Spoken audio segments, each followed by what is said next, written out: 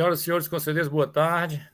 As boas-vindas à doutora Maria Virgínia, seu procurador, Ana Maria, nossa secretária, doutor Daniel Landim, que vai fazer sustentação oral dos 2 primeiros processos. Uma boa tarde a todos. Pedir a Deus aí que abençoe a nossa tarde. Ana, nós temos resoluções para serem aprovadas hoje, recepcionadas? Temos, presidente. Por favor, pode fazer a leitura.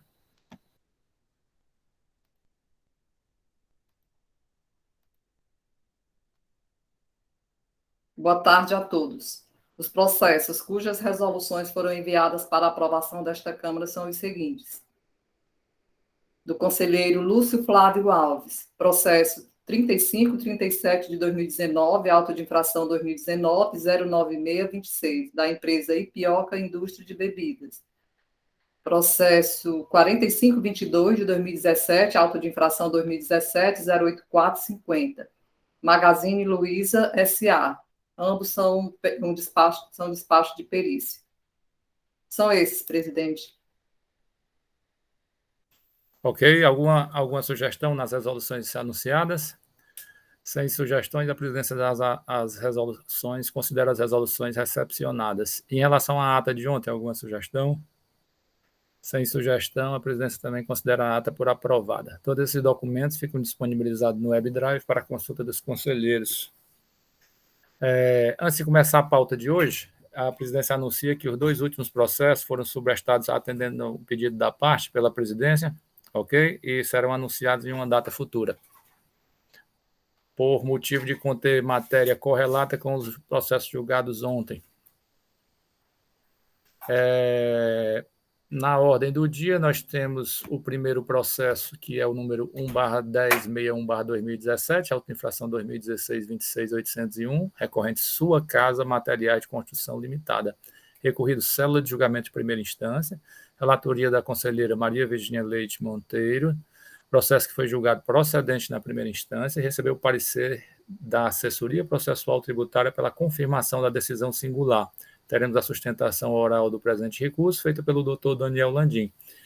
Ao término do processo da doutora Maria Virgínia, a presidência vai consultar as partes e os conselheiros da possibilidade de unificarmos os relatos, tendo em vista que se tratam de levantamentos originados do mesmo exercício e também do mesmo levantamento de estoques. Então, com a palavra, a doutora Maria Virgínia. Senhor presidente, eu queria pedir a permissão para ser relatado o processo, se possível, do doutor Alexandre, porque a gente andou até conversando, discutindo algumas questões, que eu peguei esse processo só ontem, né? E aí eu analisei, mas estou com algumas dúvidas. E aí o doutor Alexandre se prontificou a fazer o relato, se não tiver ninguém tiver nenhuma objeção. Há algum conselheiro, alguém das partes? Sem objeções, então o presidente vai anunciar o processo, não vejo problema algum em fazer a inversão. É o processo de número 1/2257/2017, auto-infração 2016-26804, que tem como recorrente também Sua Casa Materiais de Construção Limitada, recorrido SEJU, relatoria do doutor Alexandre Mendes de Souza, processo que foi julgado procedente e teve parecer pela confirmação da decisão, também com sustentação oral feita do presente recurso pelo doutor Daniel Landim, com a palavra o doutor Alexandre Mendes de Souza. Obrigado, senhor presidente. Boa tarde a todos. Boa tarde do André Carreiro, do Wellington, presidente, senhora secretária, a doutora Virgínia, que está aqui conosco hoje. Um prazer tê-la aqui conosco. Prazer estar lhe ajudando também. Nós vamos nos ajudar, doutora Virgínia, nesse processo. Doutor Daniel, já está, não estou vendo aqui a presença dele, mas desejo boa tarde a todos. E a ele também.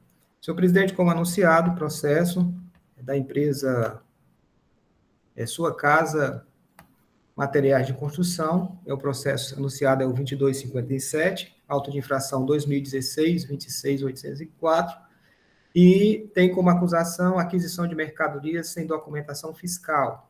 No meu caso aqui, é a omissão de entradas, exercícios 2012 e 2013, a qual o contribuinte efetuou aquisições de mercadorias tributadas no montante para o exercício de 2012, R$ 183.289,03, e para o 2013, R$ 321.541,03, sem documentos fiscais. Foi aplicado somente multa de acordo com o artigo 123, 3A da Lei 12.670, alterado pela 13.418. E o total da multa ficou em R$ 151.449,02. Inicialmente, o contribuinte faz as seguintes alegativas. Que o levantamento quantitativo de estoque é inconsistente, que haja visto os equívocos cometidos pela auditoria, quando arrolou notas fiscais a título de simples faturamento decorrente de venda para entrega futura e que não movimenta estoque. Que os produtos descritos na nota fiscal mãe são adquiridos por unidade, vendidos em outra, ou seja, entra em quilo ou tonelada e sai em peça, ou adquiridos em metro e sai em rolo de 100 metros, ou sei, 1 metro. Incongruência que, por si só, acarreta a nulidade do auto de infração. É o que ele está alegando inicialmente, essas inconsistências. Reconhece que, efetivamente, há uma diferença a ser recolhida após os ajustes que deveriam ser feitos. Alega que as falhas no levantamento decorrem da inclusão de alguns CFOP e cita, no caso aqui, na impugnação 5922, lançamento efetuado a título de simples faturamento, decorrente de venda para entrega futura, como já mencionado, e que todas as entradas são efetivamente acobertadas por notas fiscais, e pede a improcedência do lançamento. O auto de infração foi a julgamento em primeira instância, e tem a seguinte emenda: aquisição de mercadoria sem documentação fiscal, omissão de entradas, infração ao artigo 139 do Decreto 24.569/97, sanção prevista no artigo 123, 3A, item 1 da Lei 12.670, de 96, com alteração aqui ele citou a 16.258, 2017, o julgador. Defesa tempestiva, autoprocedente.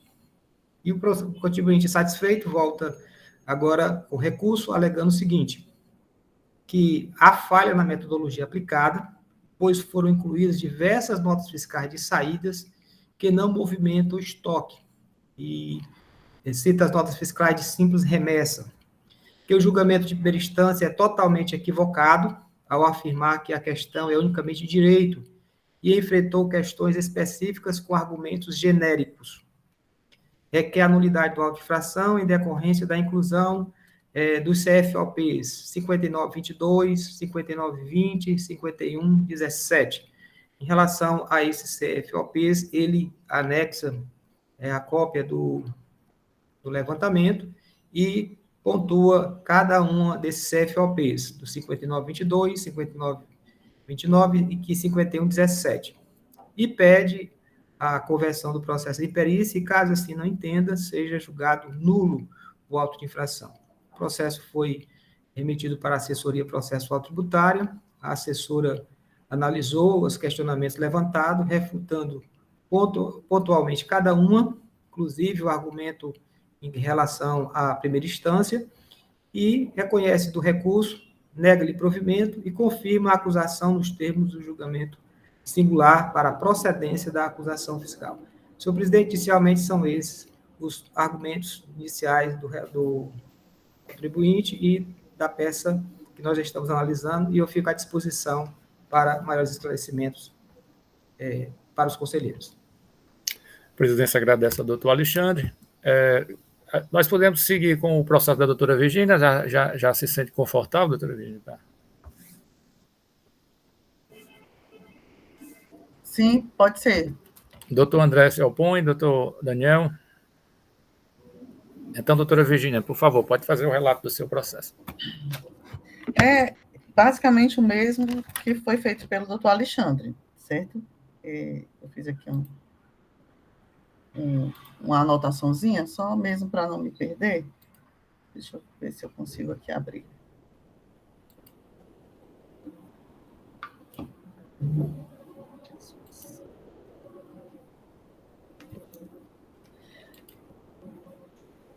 Só um minutinho, tá? Por favor.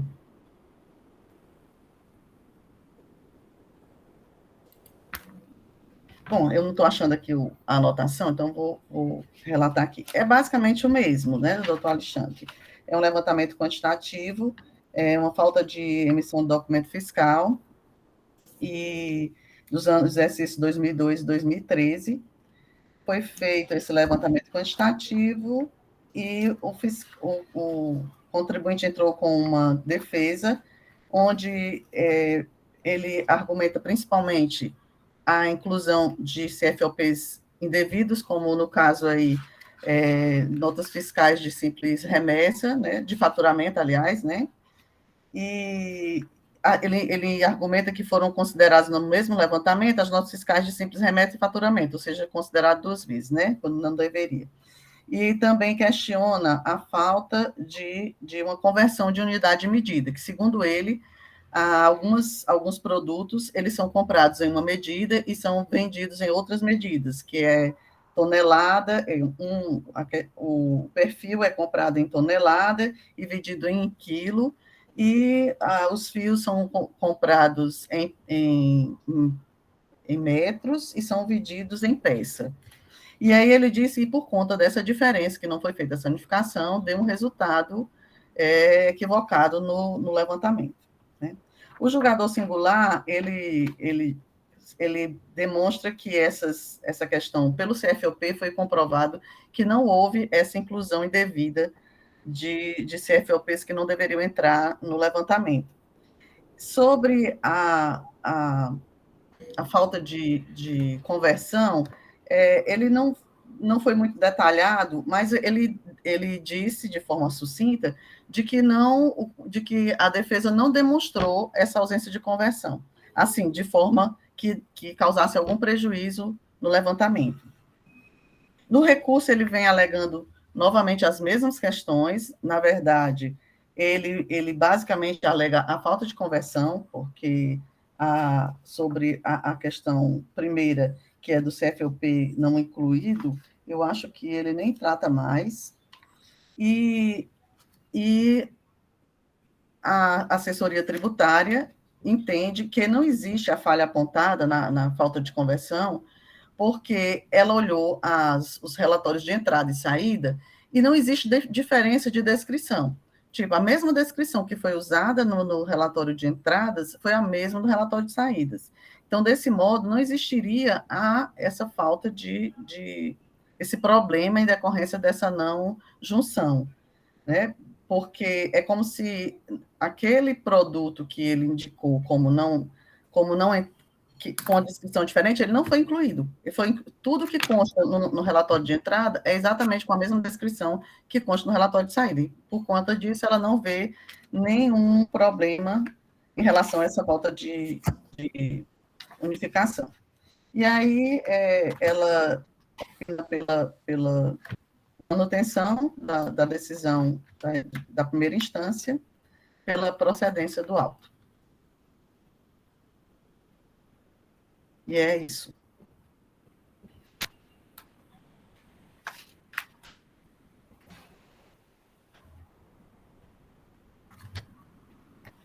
Presidente? Foi só uma quedazinha aqui do... ouvido os dois relatores, vamos passar a palavra agora ao senhor procurador para a sua manifestação em relação aos processos. Com a palavra, doutor André. Obrigado, senhor presidente, senhora secretária, senhoras e senhores conselheiros da terceira Câmara, advogado representante da empresa, doutor Daniel. Boa tarde a todos. Vou pedir licença para retomar a ordem da pauta, já que vamos nos manifestar sobre os dois processos, e iniciarei pelo processo relatado por último, né, pela conselheira Virgínia. E, no caso, tratam-se de recursos ordinários do contribuinte contra a decisão de procedência do auto de infração, confirmando a imputação de omissão de saídas decorrente de venda de mercadoria sem documento fiscal nos exercícios 2012 e 2013, de mercadorias sujeitas ao regime normal de recolhimento, o que foi apurado mediante levantamento quantitativo de estoque, num montante de R$ 518.928,72, referente ao exercício 2012, e de R$ 312.751,17 em relação ao exercício 2013, tendo sido lançado o imposto no valor de R$ 141.385,59, e confirmada a penalidade proposta pelo autuante pelo descumprimento da obrigação acessória prevista no artigo 123, inciso 3, a linha B da Lei 2.670/96, no valor de R$ 249.503,96. Já o auto relatado pelo conselheiro Alexandre trata do recurso contra a decisão também de procedência, né, confirmando a imputação, aqui no caso, omissão de entradas, que seria decorrente de aquisição de mercadoria sem documento fiscal, também nos exercícios 2012 e 2013, né, mercadorias sujeitas ao regime de recolhimento normal, também no mesmo levantamento quantitativo de estoque, nos quais foram apurados os montantes de R$ 183.289,03 de omissão de entradas no exercício 2012 e de R$ 321.541,03 em relação ao exercício 2013. Também confirmada a penalidade, mesma penalidade, do 123, inciso 3, a linha A, no valor de R$ 151.449,02. E conforme informações complementares, os autos de infração, a apuração, como dito, se deu mediante levantamento quantitativo de estoque de mercadorias, de maneira individualizada, tendo sido constatada tanto as omissões de saída quanto as omissões de entrada das mercadorias sujeitas à tributação normal, levantamento este feito com base na escrituração digital do contribuinte, por ele informado e transmitido ao fisco, e verifica-se ainda também que foram anexados à autuação todos os relatórios totalizadores dos levantamentos fiscais, bem como os relatórios de entradas e saídas respectivos, toda a documentação necessária para a comprovação da infração. O método fiscal adotado está em conformidade com o disposto no artigo 92 da Lei 2.670/96 e artigo 827 do Decreto 24.569. A obrigatoriedade da emissão da nota fiscal de saída, ela está prevista nos artigos 127, 169, 174, inciso 1, 177 do Regulamento do ICMS e artigo 75 da Lei 2.670. Já a obrigação em relação à nota fiscal de entrada de aquisição, ela está prevista no artigo 139 também do Decreto 24.569/97.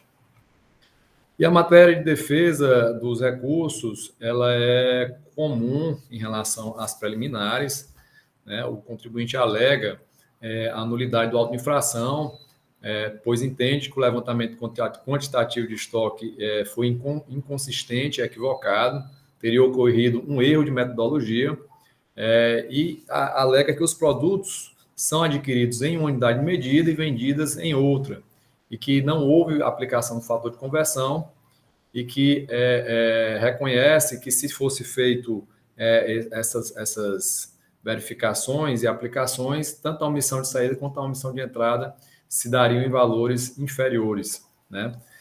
No entanto, entendemos que não há como ser acolhido a preliminar de nulidade do contribuinte, não há qualquer erro no método utilizado ou inadequação, né?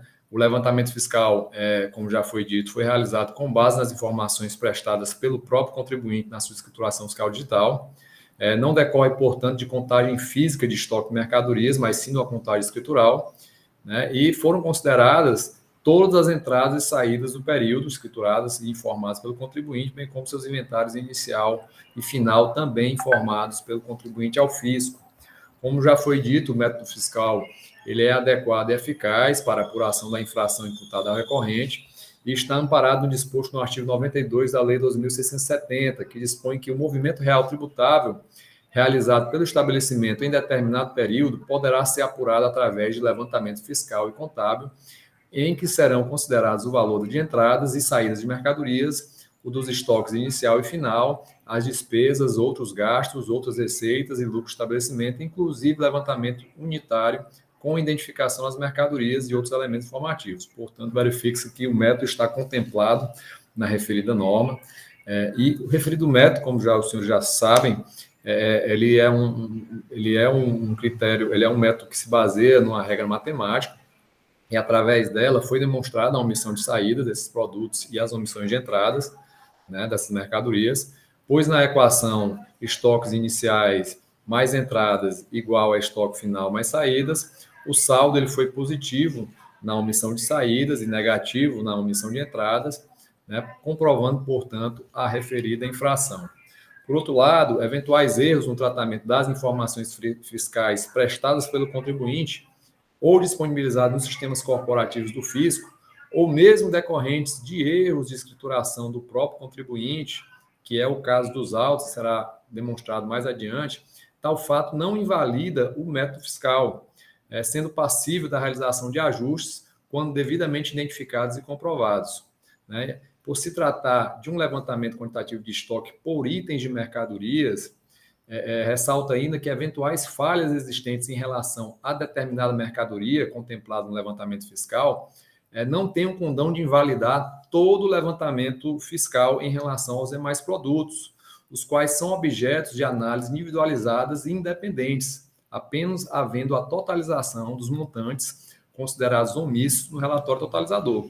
Portanto, quando se fala em levantamento quantitativo de estoque, de mercadorias individualizadas, cada mercadoria corresponde a um levantamento quantitativo de estoque. Então, eventual equívoco em relação a um produto, isso não deve acarretar qualquer impacto nos demais produtos.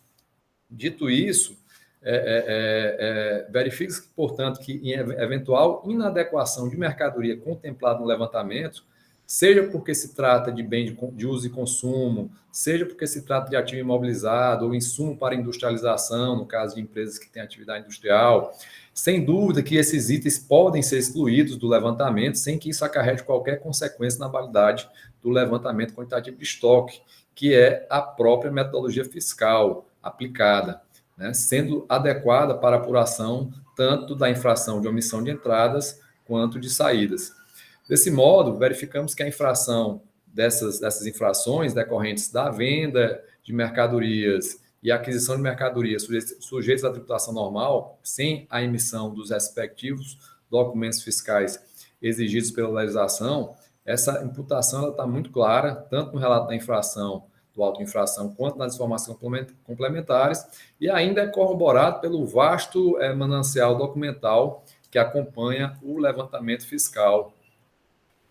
Não resta dúvida, portanto, que foi assegurada a plena compreensão do contribuinte em todos os fatos infracionais que lhe são imputados, tanto que exerceu de maneira ampla e restrita o seu direito de ampla defesa e contraditório, apresentando impugnação específica e os recursos previstos em lei, não tendo sido demonstrado qualquer efetivo prejuízo à sua defesa.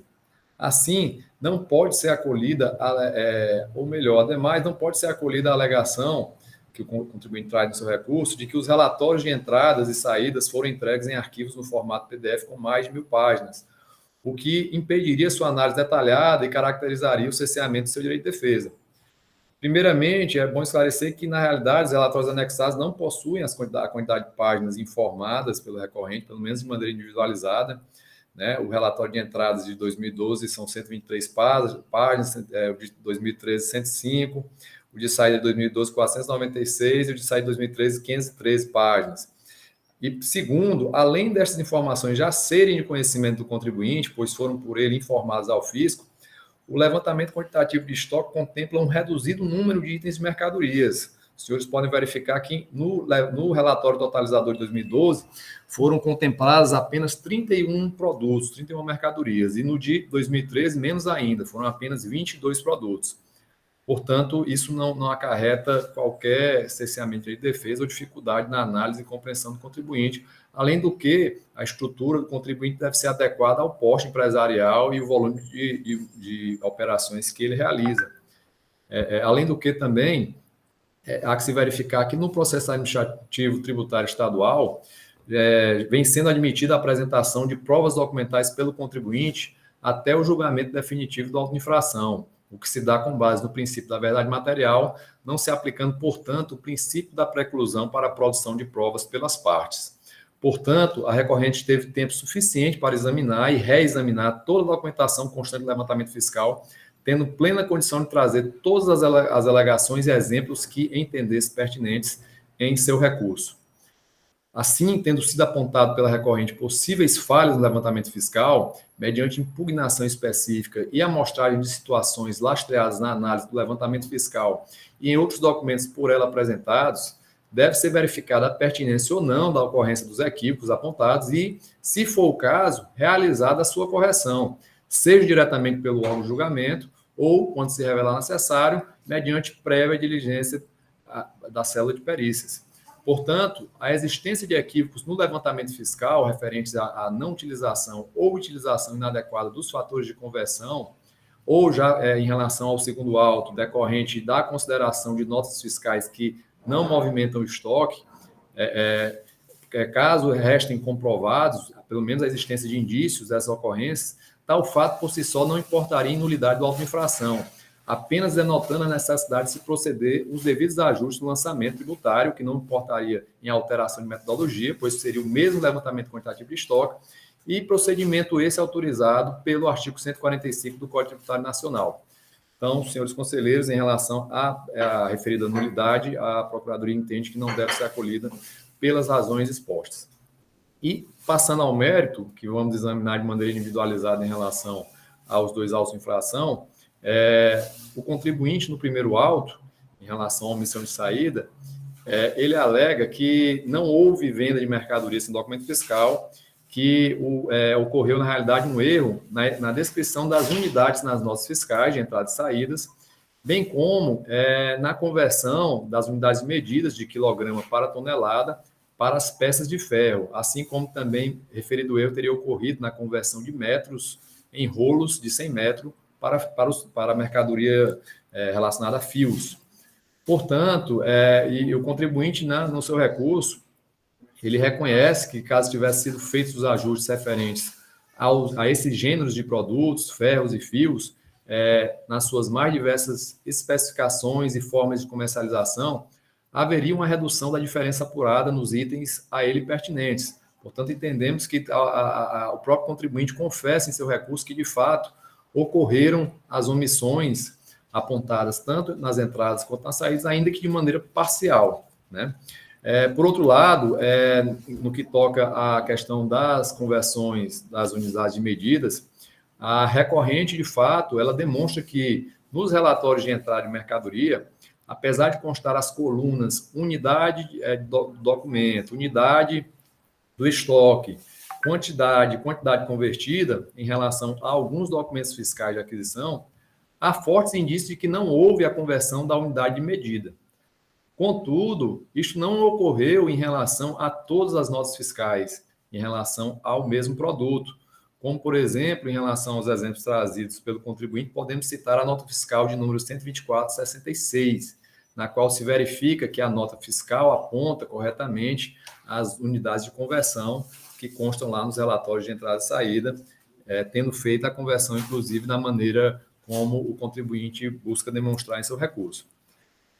Ademais, como já foi dito em relação preliminar, a referida falha, ela não decorre de erro cometido pelo agente fiscal na elaboração do levantamento quantitativo de estoque, mas sim na emissão do documento fiscal de aquisição da mercadoria para revenda, ou, em outros casos, por falha do contribuinte na escrituração da sua FD, pois não efetivou a correta informação no registro 0220 da FD, que se refere aos fatores de conversão de unidades, que é utilizado justamente quando o fornecedor emite a nota fiscal em unidade medida distinta daquela utilizada pela empresa compradora na saída, devendo, portanto, ser informado pelo contribuinte um fator de conversão.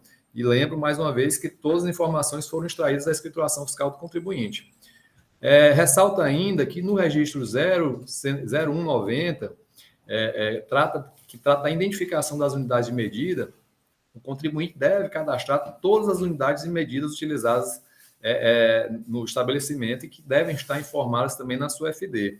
Já no registro 0200, que trata da tabela de identificação do item, o contribuinte deve informar as mercadorias, serviços, produtos ou quaisquer outros itens concernentes às transações fiscais e aos movimentos de estoque em processos produtivos, bem como os insumos. Portanto, só devem ser apresentados itens referenciados aos demais blocos, exceto se for apresentado o fator de conversão no registro 0220.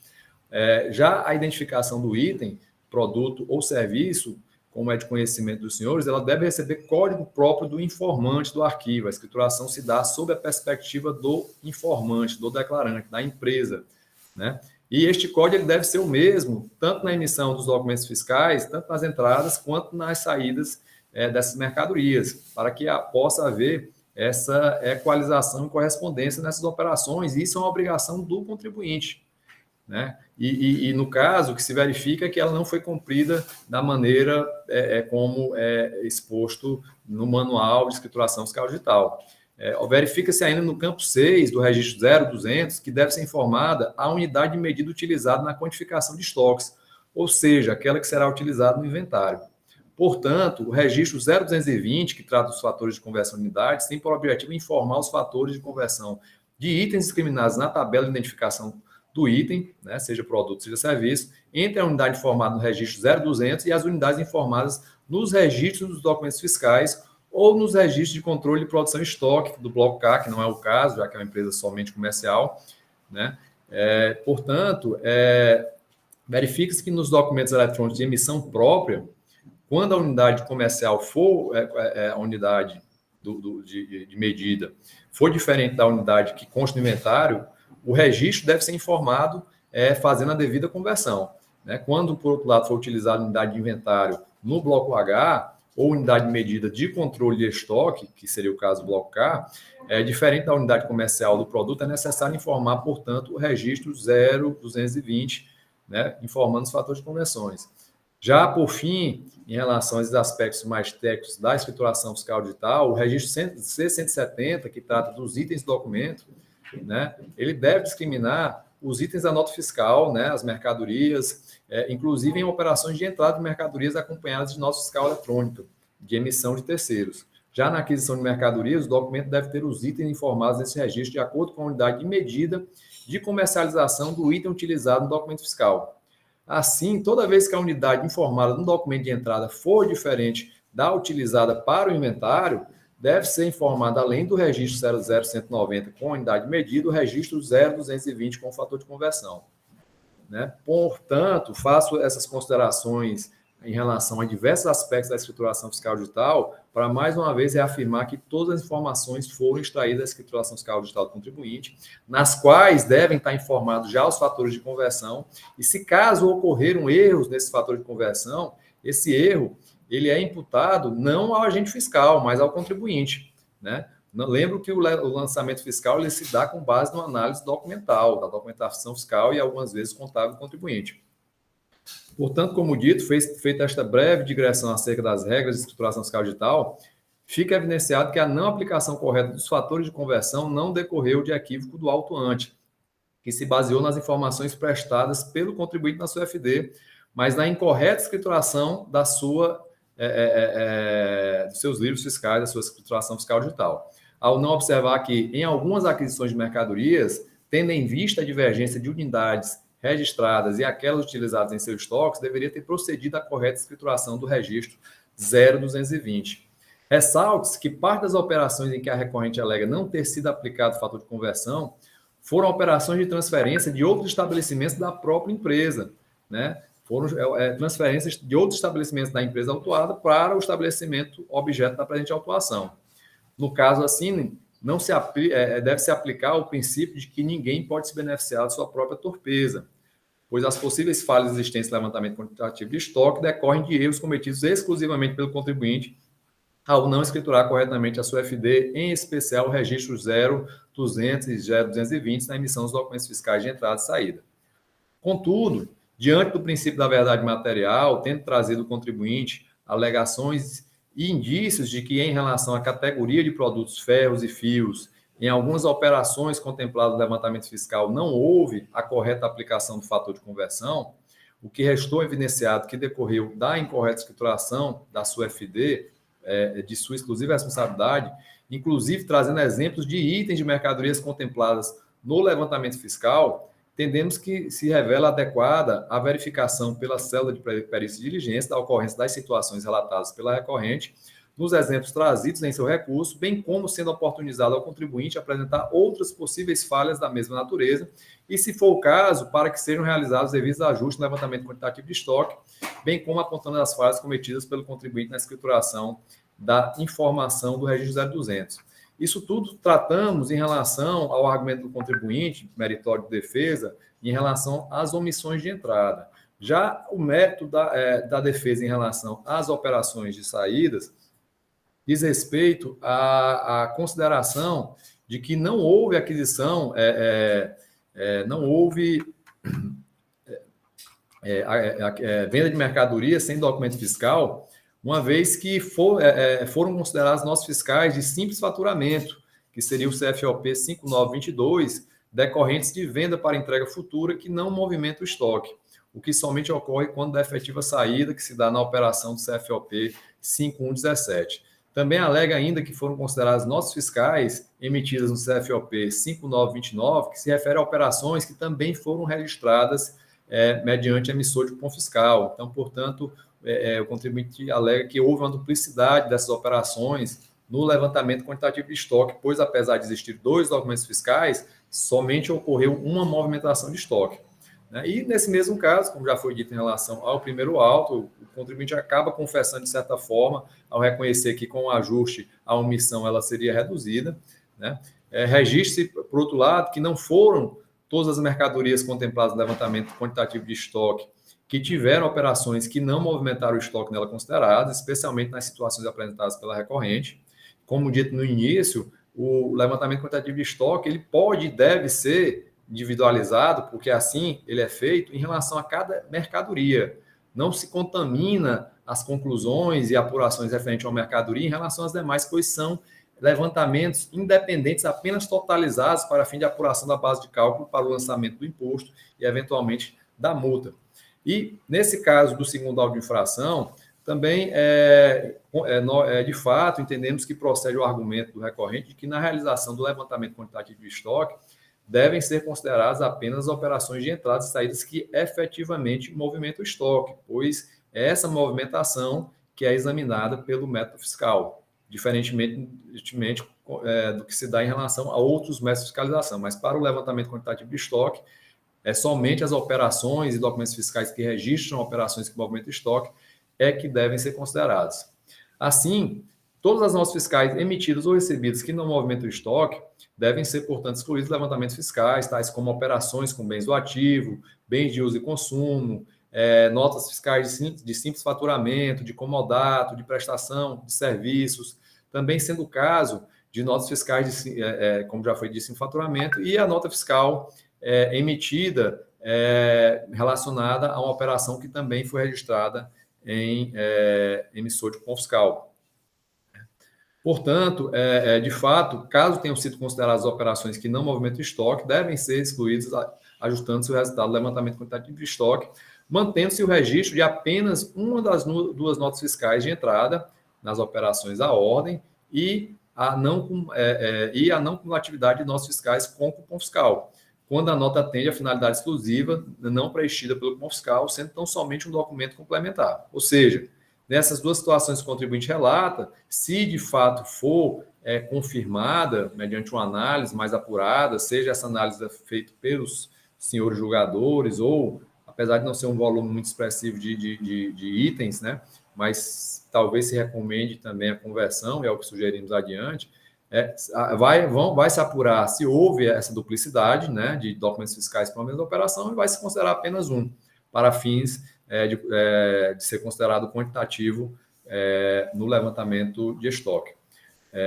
Portanto, também nos mesmos termos, diante do princípio da verdade material, apesar do levantamento ter sido feito de maneira correta, com base na FD do contribuinte, e a fiscalização se dá em cima dos documentos fiscais do contribuinte, mas diante da verdade material e havendo indícios de possíveis equívocos que ainda estão pendentes de uma efetiva verificação, entendemos também adequada que seja a conversão do processo em perícia para a devida verificação.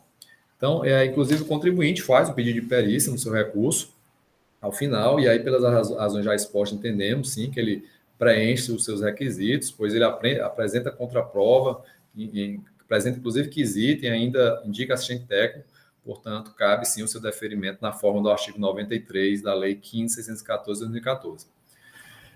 Por fim, em relação aqui, caminhando já para o fim, senhor presidente, a assessoria ela se manifesta sobre uma nulidade do julgamento singular. No entanto, não existe essa preliminar no recurso, tendo o contribuinte apenas manifestado a sua discordância com a fundamentação e conclusão da decisão. Então, é um ponto que trata a assessoria, mas que, de fato, não foi arguído pelo recorrente E mesmo se tratando de uma questão de ordem pública, também verifico que não ocorreu. O julgador enfrentou os argumentos. Se ele não enfrentou de maneira adequada, é para isso que serve a instância recursal e poderá ser reexaminada plenamente a decisão dele pelos senhores. Só quero também fazer mais um registro que o contribuinte traz no seu recurso ao alegar ao discorrer sobre a missão do CONAT e que não caberia se salvar autos de infração, né? Mas a medida proposta pela Procuradoria, ela se encontra de converter o processo em diligência pericial, além de atender a um próprio pedido do contribuinte, né? Ela atende aos princípios da eficiência, da efetividade, da verdade material, da transparência, e traz luzes para os fatos apurados nessa autuação, podendo ser melhor examinado e julgado o lançamento após verificada a necessidade ou não dos ajustes sugeridos. Portanto, não se trata de desvirtuar a missão do CONAT e de julgar a legalidade e correção dos lançamentos tributários decorrentes de auto-infração, né? Ao contrário, reafirma o compromisso do órgão de julgamento com a Justiça Fiscal em sempre buscar a verdade material para a devida elucidação dos fatos e correta aplicação da legislação tributária.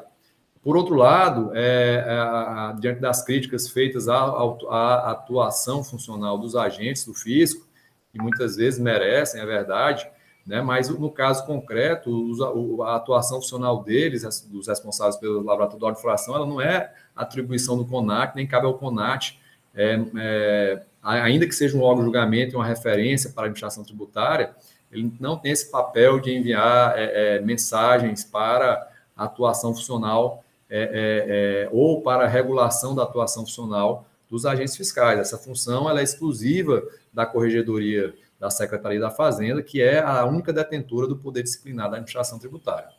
Portanto, pelas considerações já postas em relação aos dois processos, a Procuradoria se manifesta pela conversão do julgamento em perícia para que sejam verificados os argumentos trazidos pelo contribuinte dos supostos equívocos cometidos no levantamento quantitativo de estoque, tanto em relação aos fatores de conversão utilizados, né, ainda que entendamos que esse equívoco foi cometido e decorre de erro na escrituração da FD, mas tem que ser verificado, porque nesse caso a verdade material deve prevalecer, até porque é um método que se baseia numa presunção legal, né? Então isso reforça a necessidade dessa verificação sempre, né? Não se pode simplesmente afirmar, como fez a assessoria, de que foi feito com base na FD, mas se temos elementos que mostram que a FD, apesar de constar a informação, ela não condiz com a realidade, deve sim ser verificado. Então, tanto em relação às unidades de conversão, quanto às notas fiscais de operações que não movimentam o estoque, entendemos que deve ser convertido o julgamento do processo de perícia.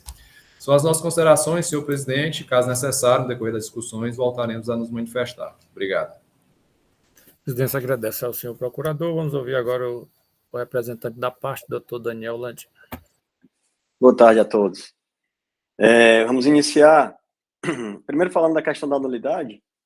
O senhor já conhece o nosso posicionamento da defesa em relação a esses autos de omissão de entrada e omissão de saída que contém uma quantidade de erros sempre grandes, né, como aconteceram nos outros processos que fiz sustentação oral. Na verdade, esse ano de 2017, 16, ali 15, 16, 17, 18, a gente teve uma lavra de auto de infração, assim, cada um mais absurdo do que o outro, e nessa época, em todos esses processos, a gente pedia a nulidade, porque realmente a gente acha que quando tem uma quantidade de erros, quando tem erros que... Eu vou já explicar a questão que o doutor André disse, que os erros eram da empresa, mas eu vou mostrar que, na verdade, não foram. Esses erros dessa monta, como essa história do CFOP, que é o processo do doutor Alexandre, né, que você incluir num levantamento saídas que não existem, como de simples faturamento, e que isso impacta em mais de 50% do auto de fração, assim, a gente vai continuar defendendo isso sempre, apesar de já saber do posicionamento da Câmara, tanto que hoje, na sustentação oral, inclusive dos memoriais, a gente nem tratava da nulidade, porque a gente já sabe do posicionamento da Câmara, e para a gente tentar ser mais efetivo, a gente, vamos logo tentar mostrar na perícia, que a gente já sabe como era só 20, como o doutor André falou, 20 itens no processo, no outro era 50, eram coisas pequenas, daria para a gente chegar nos valores, e a gente acabou nem falando da questão da nulidade, nem vai falar aqui na apresentação. Mas só para justificar, já que o doutor André falou muito assim, da questão da nulidade, realmente a gente tem esse anseio de não levar a auto de infração dessa forma, como acho que a gente fez, nos últimos 2 meses, eu fiz acho que umas 6 sustentações orais aqui na terceira Câmara, desses processos de supermercado, processos que era cada um levantamento fiscal mais louco do que o outro, assim, mais problemático do que o outro, na verdade, e essa transferência do ônus para a gente, né, que não tem a mesma qualidade técnica dos fiscais, você, querendo ou não, você vai cercear o meu direito, você vai me prejudicar, porque você não vai, você vai fazer com que eu tenha que refazer todo o trabalho do fiscal, né, para poder conseguir uma perícia, e chegar na perícia, esse processo vai demorar anos, porque eles também vão ter que refazer tudo, né? Esse processo, especificamente desse caso, a gente vem alegando nulidade pelos erros, principalmente esse do doutor Alexandre, que eu já falei, colocar o CFLP de simples faturamento dentro e ter uma repercussão dessa monta, a gente acha realmente um absurdo, mas hoje a gente não vai nem sequer tratar disso na apresentação, mas é só para justificar, doutor André, que realmente foi um sentimento dessa época, que foi uma época muito complicada, entendeu? Por incrível que pareça, hoje em dia tem bem menos esse problema, mas a gente passou um período ali que foi um negócio assim que o trabalho era todo nosso, entendeu? Era nota fiscal não escriturada, o cara pegava aquele relatório lá do laboratório e jogava. Quando a gente via, estavam todos escriturados, sendo que ele já tinha lavado o auto de infração. Então, você tem que fazer o trabalho que era dele, então, para a gente era super desconfortável, né? Que a gente tinha que fazer 100%. Então, sempre a gente alegou isso, porque realmente a gente, até hoje, acha um absurdo, né? Como essa história dos PDF que o senhor falou. Você pega um processo desse e mandar para a gente em PDF, porque esse relatório, as informações, por mais que sejam nossas, doutor, ele é a base da auto de infração. Então, o relatório de saída foi criado pelo fiscal baseado nas minhas informações, mas lá está faltando uma nota, ou então tem uma nota a mais, ou tem um CFLP a mais. Eu preciso disso em Excel para poder trabalhar. Se eu não tiver em Excel, tiver em PDF, eu vou ter que ir para o braço. E imagina 1000 páginas. O senhor disse que não tinha meu.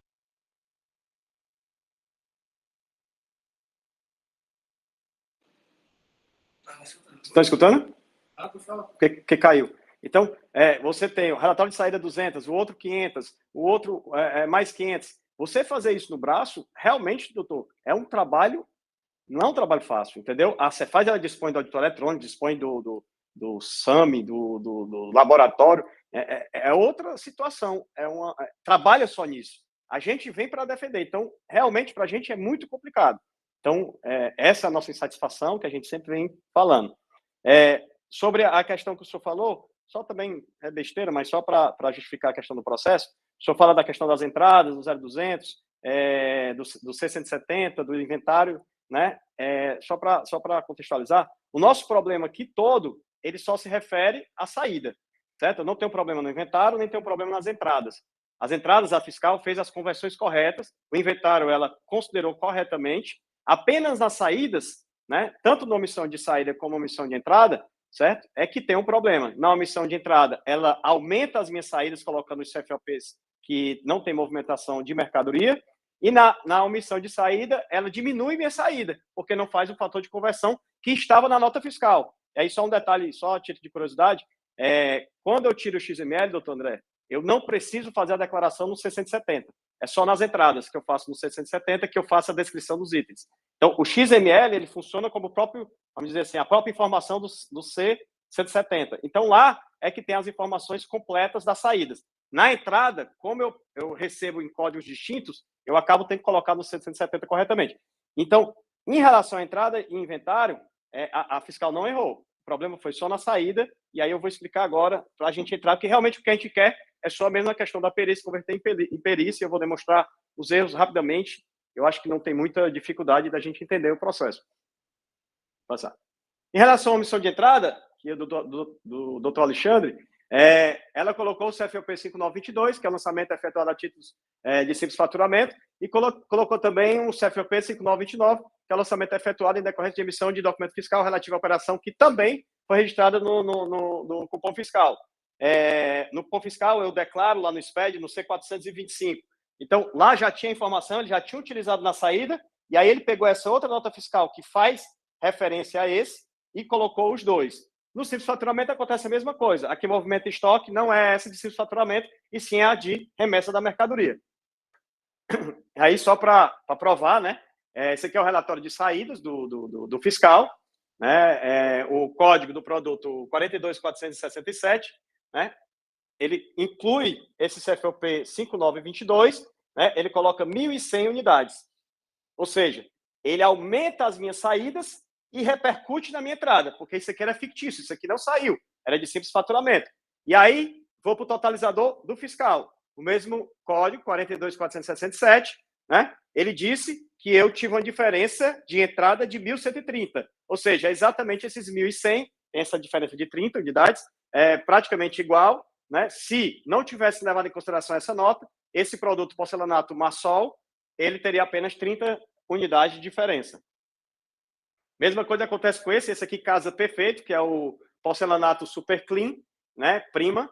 Ele coloca o CFOP 5922, que é o de simples faturamento, ele coloca 750 unidades e também coloca, nessa outra nota fiscal, coloca mais 1.000 unidades.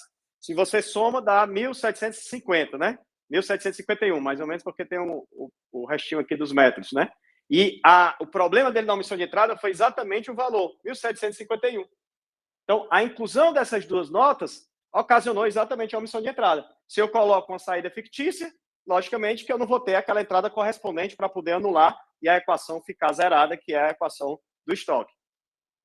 Outro porcelanato Fiore, também colocou 5922, colocou aqui 900 metros quadrados, e a gente está com a diferença exatamente de 901 metros quadrados, né? Então, mesma situação. Incluiu na saída um CFOP que não movimenta estoque, automaticamente você vai ter a diferença na omissão de entrada. Então, a conta é matemática. Se eu coloco uma mercadoria saindo que não sai, uma nota fiscal que não deveria estar na movimentação, e essa é a minha crítica da questão da nulidade, que é inadequação não da metodologia, mas da execução da metodologia, né? E se ela inclui 900,9 metros quadrados, vai dar 901 metros quadrados de omissão de entrada. Então, esse é o processo do doutor Alexandre. Pode passar?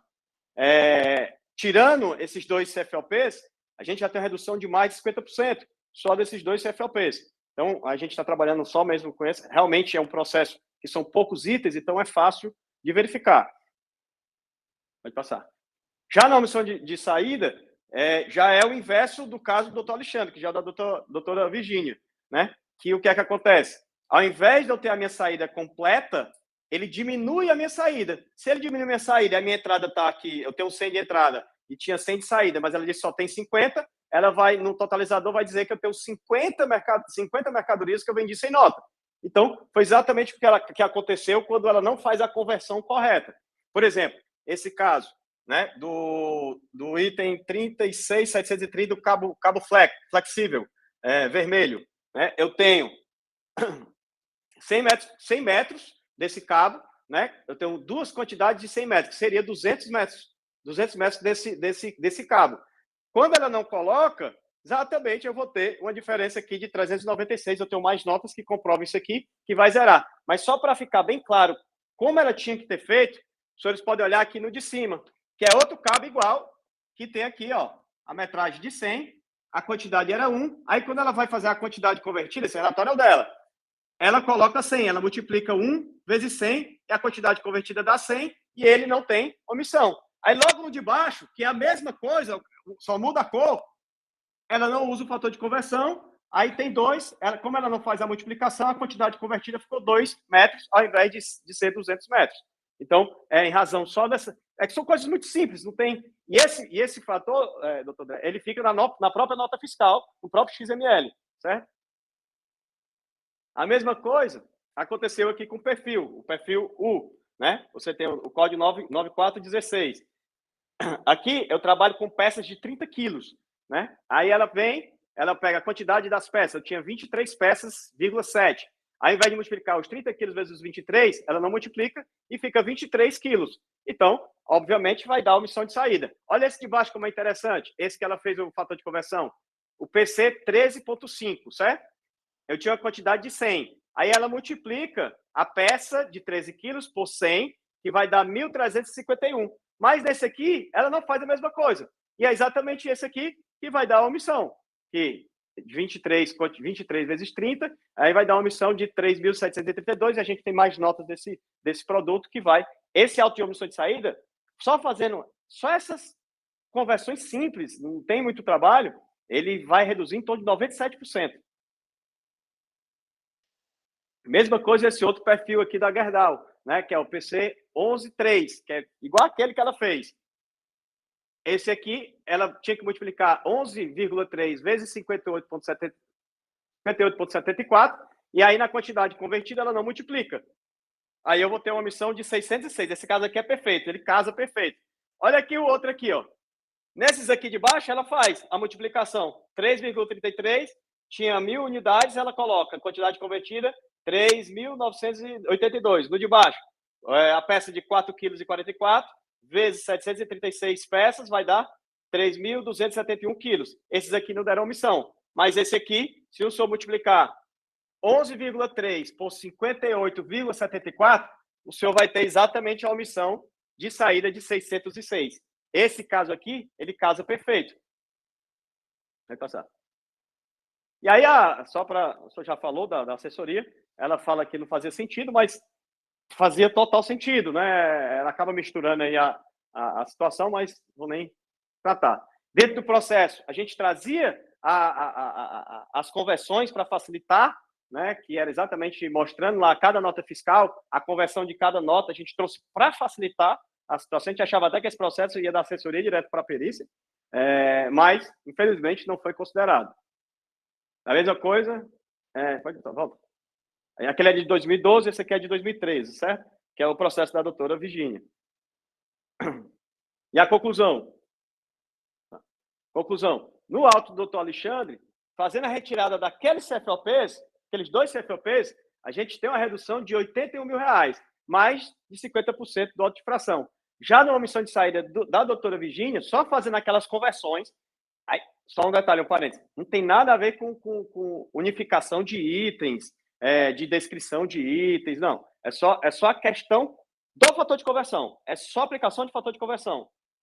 Os dois argumentos são muito precisos, né, dos dois processos. Ele não tem nada subjetivo, na verdade. São coisas bem objetivas. Não precisa nem saber se esse cabo, a descrição está igual, não. Porque é só a questão da saída. É pegar o XML, olhar qual era o fator de conversão lá no XML e calcular na quantidade, pegar o relatório de saída dela e modificar no relatório de saída, que o totalizador já vai fazer a própria reversão. No processo da doutora Virgínia, a redução é de R$382 mil de valor de face do auto de fração. Ou seja, praticamente 97% do auto de fração é reduzido só com esse argumento da conversão. Não é unificação de produtos, não é problema na entrada, nem problema no inventário. É só mesmo pegar os fatores de conversão que estão na nota fiscal, né, e aplicar. E aí isso vai ter a consequência no relatório de saída, que vai ter a consequência no totalizador. E aí os nossos pedidos, né? Em relação aos produtos autuados no auto de fração do doutor Alexandre, que é o de omissão de entrada, retirar do levantamento das saídas, porque ele está acrescentando saídas fictícias, né? As operações com o CFOP 5922 e o 5929, que não movimenta estoque. Coisa bem simples, é uma diligência bem específica. E aí eu não sei, aí seria com o senhor presidente, doutor Wellington, se existia a possibilidade, também os relatores, se realmente for para a perícia, né? Desculpa, se realmente se os senhores entenderem que é caso de perícia, se existe a possibilidade de algum pedido de celeridade, alguma coisa desse tipo, que estão demorando muito, a gente está mandando para lá e os processos estão...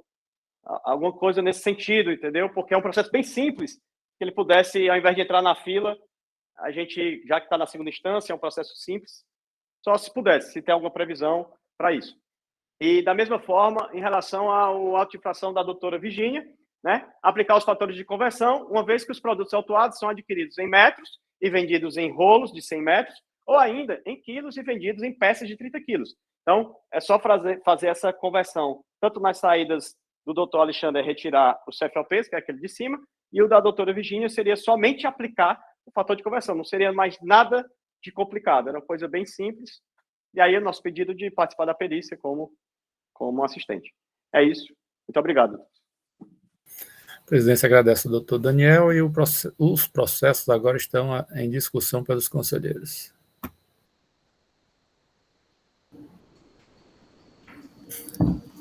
Pois não, senhor presidente. Alexandre. Nós não vamos analisar a nulidade porque entendemos que o contribuinte entende que não seria o caso. É isso, doutor Landim?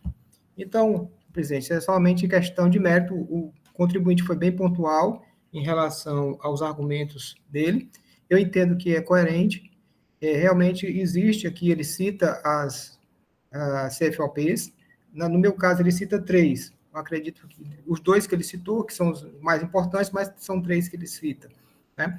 Eu tentei verificar, analisar alguns, realmente bate algumas informações com os códigos de produtos, mas é somente uma perícia para fazer essa retirada, senhor presidente, para fazer essa retirada e aí refazer o cálculo, no caso do meu, caso do CFOP. No caso da doutora Virgínia, seria somente, como ele pontuou, o fator de conversão que ele realmente bate claramente em cima e a BI pontua. No meu entendimento, senhor presidente, entendo pela conversão do custo do processo de diligência, que entendo também que é o mesmo pensamento da Procuradoria, doutor André, para nós convertermos pontualmente nesses quesitos que já foram citados pelo contribuinte. Só complementando aqui o doutor Alexandre, eu tive um pouco de dificuldade de analisar esse processo, porque nesse processo eu só encontrei o CD do quantitativo do totalizador, não encontrei o do entrada e saída. Não tem aqui, eu não sei se porque já tem no do doutor Alexandre e não colocaram, ou se é porque na hora da análise ficou no do doutor Alexandre. Mas, assim, pelos documentos que o contribuinte trouxe, realmente demonstra que existe uma necessidade de verificação desses pontos, entendeu? Embora não possa afirmar com certeza, né, se existe essa falha, mas existe realmente um grande indício de que existe. Falando novamente o que o doutor André falou, não foi culpa do fiscal, né, esse fator de conversão, segundo o que eu entendi, mas precisa dessa análise maior. Eu também acredito que seja necessária a realização de uma perícia para tirar qualquer dúvida em relação a isso. Só complementando, senhor presidente, no meu processo consta tanto o CD, os 2 CD, tanto de levantamento de entrada e saída, e o totalizador está também aqui anexado. Talvez tenha sido por isso que não foi colocado no da doutora Virgínia, somente os relatórios de saída. Aqui consta o totalizador dos 2 do processo. Doutor Lúcio. Presidente, boa tarde, doutor André, doutor Daniel Landim, mais uma vez. Maria Virgínia, é um prazer estar presente na sessão com você. Presidente, eu acho que quanto aos pontos trazidos pela parte, né, eu estive observando os memoriais apresentados pelo doutor Landim, a exposição feita aí, né. Quero só ressaltar também os pontos trazidos pelo doutor André, é muito importante. Eu acho que cada sessão a gente vai aprendendo, vai ouvindo, vai vendo algumas questões. O doutor Landim realmente, nas outras sessões, né, que a gente participou, vem tocando muito nessa questão. Acho que não só ele, alguns advogados, mas eu quero só ressaltar que o CONAD sempre se preocupou também com essa questão, né? Já foi feito até um decreto, uma época, e a questão do processo voltar para o autuante. Esse foi sempre uma preocupação do CONAD. Mas a gente sempre coloca, né, a importância desse órgão de julgamento, né, eu tenho colocado sempre, né, justamente a questão da perícia, né? A gente viu aí que o doutor André colocou uma exposição muito bem colocada aí, né, que a gente vê que a questão aqui, se fosse pela legalidade estrita, fosse dizer, não, vamos cumprir a legalidade que está determinada nos atos, COTEP, a questão do código, da conversão, e a empresa não fez. Mas aqui a gente sempre tem essa questão da justiça de ir muito além, a questão da legalidade, mas sempre buscando a questão da justiça, porque a gente entende realmente que até a interpretação da lei a gente pode fazer de forma diversa, buscando cumprir a função do CONAD. E nesse caso é bem emblemático, né? E o doutor Landim trouxe com toda precisão aí, né, que esse processo realmente merece, né, uma perícia, né? Foi colocada a questão aí da redução de 50% em 97%, mas eu tenho colocado nesses pontos também. Eu sei que o CONAD já decidiu algumas situações de nulidade total, mas aqui ajustar, nós estamos falando concreto, foi lançado, né, o crédito tributário aí disponível, ninguém tem o poder, a não ser no caso gritante, realmente, que esteja patente, assim, que leva a nulidade total. Mas no caso aqui específico, eu acho que ele vai justamente chegar num denominador comum, que é justamente o que a gente nota, o grande trabalho feito a banca de advogados, o doutor Landim à frente, né, de procurar fazer esse trabalho e auxiliar justamente a perícia e chegar ao resultado realmente que deve ser feito, né, o que realmente é devido ao Estado, que, né, realmente a empresa tem o seu direito. Então, presidente, eu também comungo, sim, com os dois conselheiros relatores, a doutora Virginia, o doutor Alexandre, de converter esse trabalho, né, esse processo em uma perícia, né, justamente para chegar a esse denominador comum, justamente o valor realmente devido ao Estado. Doutor Micael. Presidente, boa tarde. Como eu já tinha falado no início da sessão, aqui eu estou com a câmera desligada porque minha internet está um pouco instável e quando eu ligo, geralmente eu caio ou então fica mudo por alguns segundos. Mas é isso que o doutor Lúcio, a fala do doutor Lúcio é muito pertinente, né? A Câmara sempre entende, eu acho que esse é um processo emblemático que a gente precisa deixar asseverado a questão do princípio que é o que rege todo o contencioso, que é o da verdade material, em que pese o ato COTEP, em que pese a questão da escrituração e do fator de conversão a ser feito quando da escrituração. O doutor Lúcio foi muito pertinente de que há fortes indícios aí, conforme o contribuinte trouxe, que o fator de conversão não foi analisado, que caso ele seja aplicado, a penalidade o auto de infração por si só pode reduzir drasticamente. Então, é um caso sim, né, inclusive como o doutor André também já trouxe aí, é um caso em que a gente tem que perseguir aí a verdade material, que é o espírito maior do contencioso, sem sombra de dúvidas. Doutor Alexandre. Presidente, com relação a esse memorial que nós recebemos, está diferente da apresentação do doutor Daniel Landino. Está, doutor Daniel? Pedido? Essa sua apresentação está diferente aqui. O pedido, doutor? Hã? O pedido? Não, o pedido não. As informações. É só assim, você foi bem detalhista aí na sua apresentação. Ah, sim. Na apresentação a gente trouxe mais exemplos, porque a gente tinha mais espaço. No memorial a gente foi mais sucinto. Se o senhor puder nos enviar, eu gostaria para analisar, para fundamentar o pedido de perícia. Tá certo? Vamos sim. Aí eu quiser mandar ainda hoje, porque ainda vou fazer e mandar para a secretária para que ela, na segunda-feira, tenha já a aprovação ou alguma correção a fazer. Muito obrigado, doutor. Eu mando para a secretária. Manda para a doutora Ana. Presidente, só um ponto aí que o doutor Alexandre colocou, eu queria também, doutor Landim, aquele processo da Aritecida, apesar de não ser o relator, se eu mandasse aquela também para a secretária que auxilia também os relatores. Muito obrigado, doutor. Doutor Micael. Votação ainda não. Desculpe, presidente, não ouvi.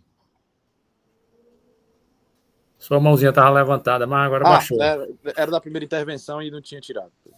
Mais algum conselheiro? Doutor André.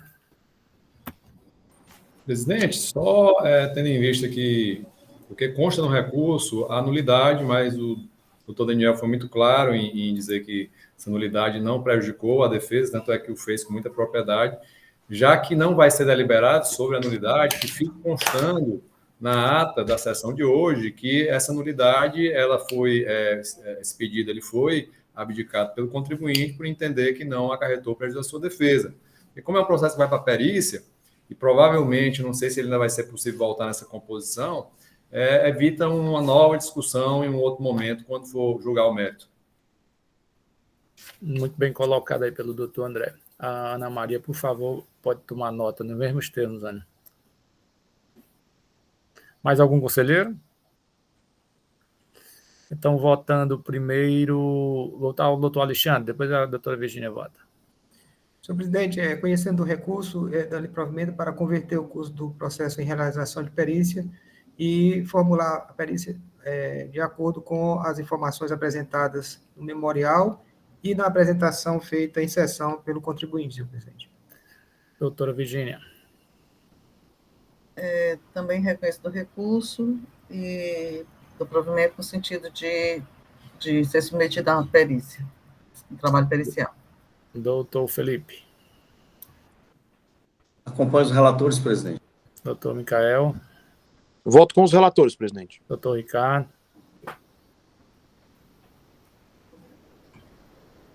Doutor Ricardo. Os relatores, presidente. Doutor Lúcio. Relator, presidente. Então, a terceira Câmara, para ambos os processos, resolve conhecer do recurso ordinário e converter o curso do processo em realização de perícia para que sejam verificados os pontos trazidos pela parte em sua sustentação oral, foram aqui apresentados, encontros na gravação e serão reduzidos a termo pelos relatores. Ok? Com isso, a gente encerra aí os processos do doutor Daniel, agradecer aí a presença. Eu que agradeço, doutores. Muito obrigado. Boa tarde. Ana, assuntos gerais? Doutor Alexandre.